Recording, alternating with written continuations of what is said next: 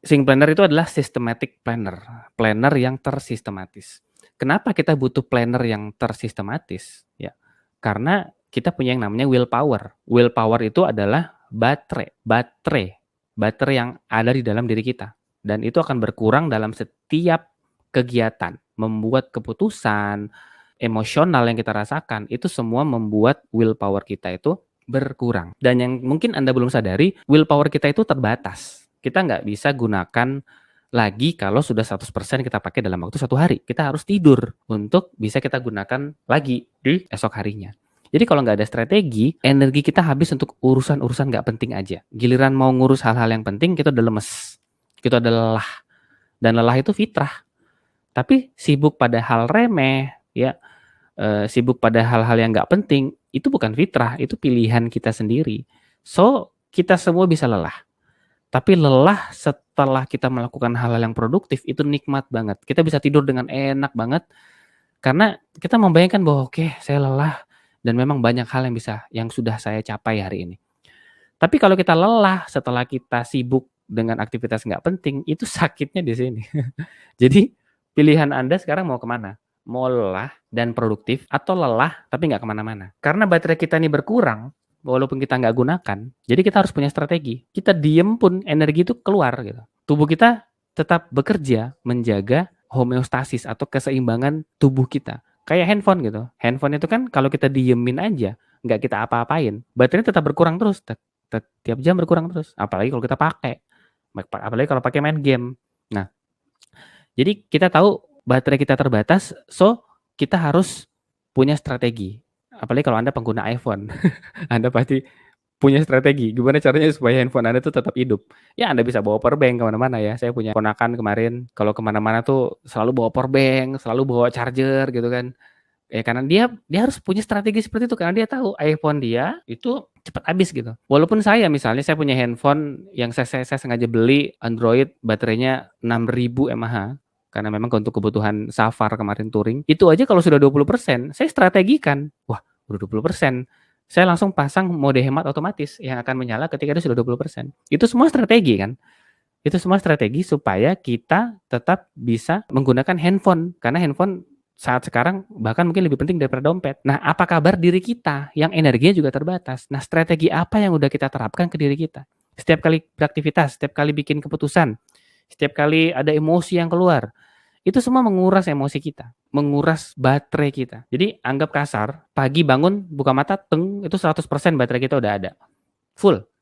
Ya, walaupun nggak mungkin ya, nggak ada yang seideal itu gitu. Tapi anggaplah seperti itu. Jadi pagi hari itu, energinya full banget. Itu sebabnya pada saat bangun pagi, idealnya kita mengerjakan hal-hal yang paling berat dulu. Jangan melakukan hal paling remeh dulu. Kenapa? Karena nanti kita akan habiskan energi kita untuk melakukan hal-hal yang kecil. Ketika kita mau melakukan hal yang besar, kita udah lemes gitu.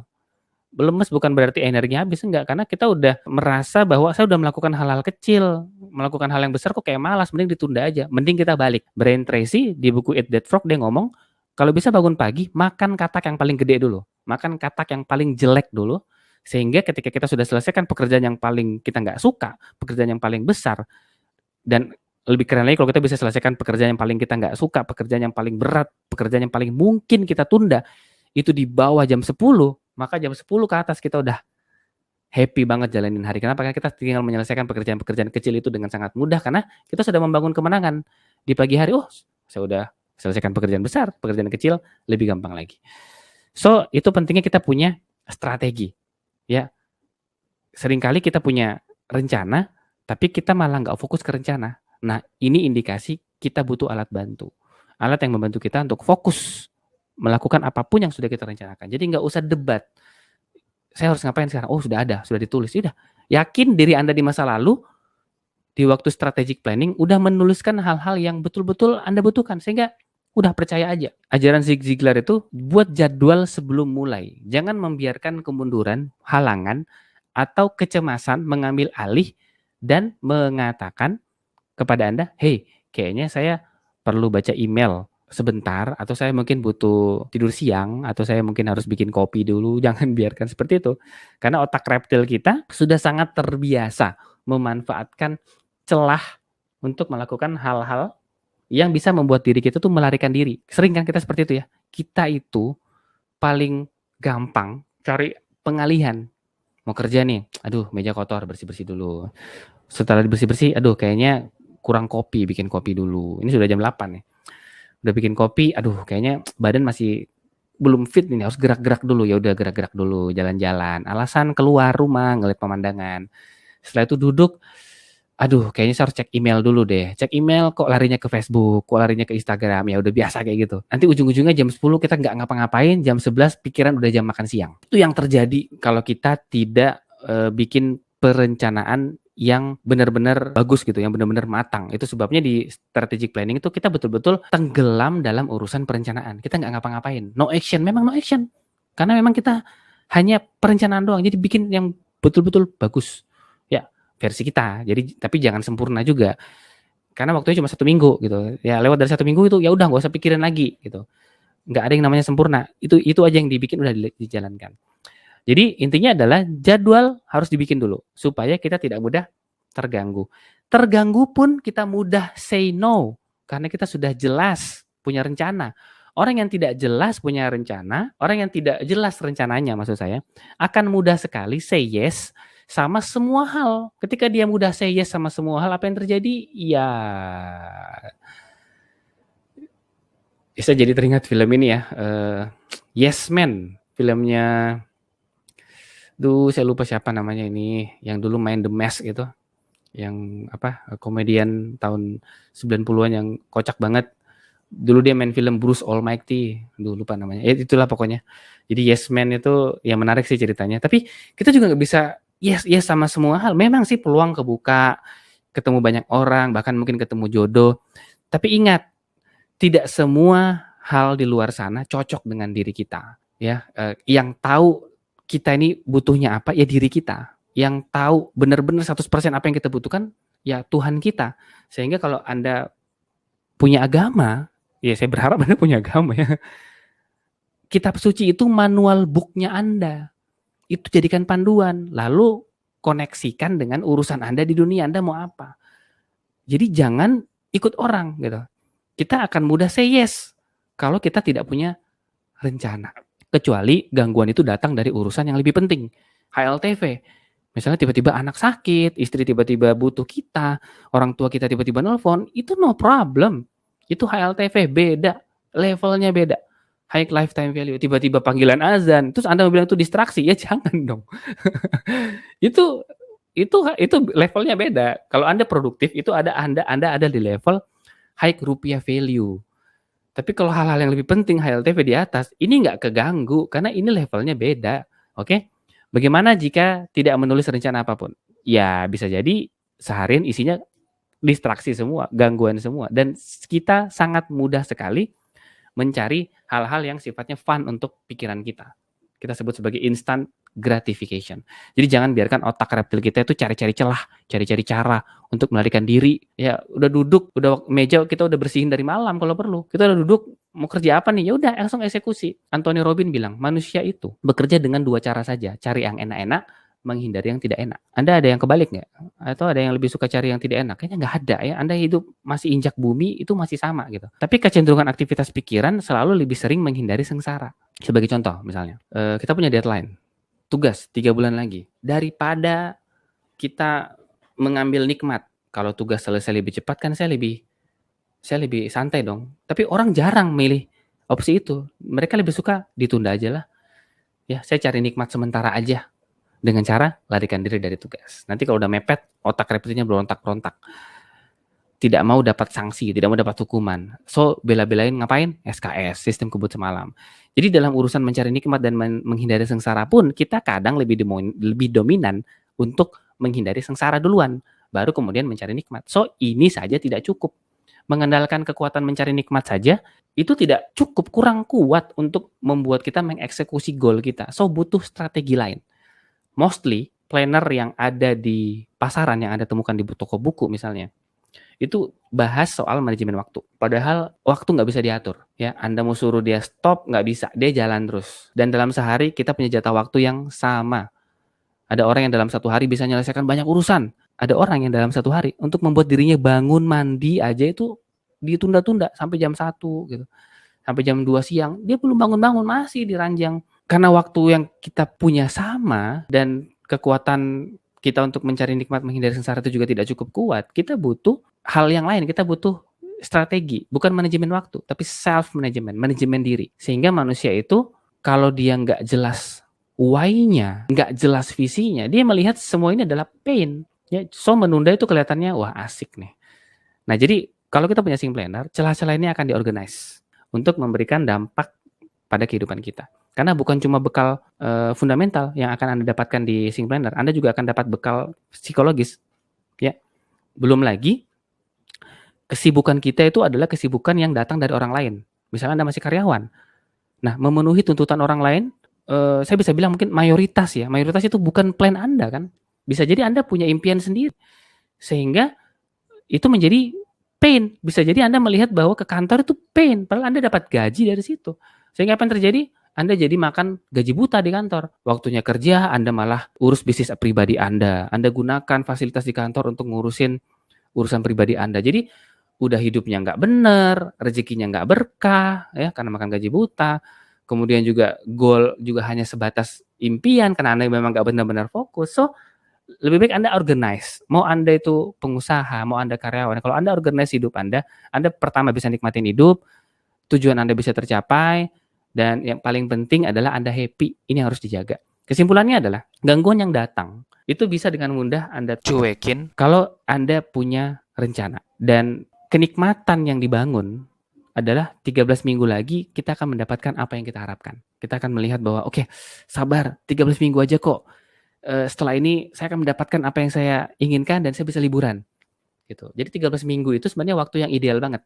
Nggak terlalu panjang, jadi kita terlalu lemes di pertengahan jalan karena kita melihat, masih jauh banget. Tidak juga terlalu cepat, ya sehingga membuat kita menjadi harus lembur, ya harus kurangin waktu tidur, nggak juga. Sehingga kita melihat bahwa 13 minggu ini adalah waktu yang cukup dan sangat relevan untuk kita jadikan patokan di mana kita ingin mencapai goal-goal kita. Dan 3 mindset penting yang tentunya teman-teman harus punya. Yang pertama adalah Sync Planner itu adalah tools untuk mencapai goal.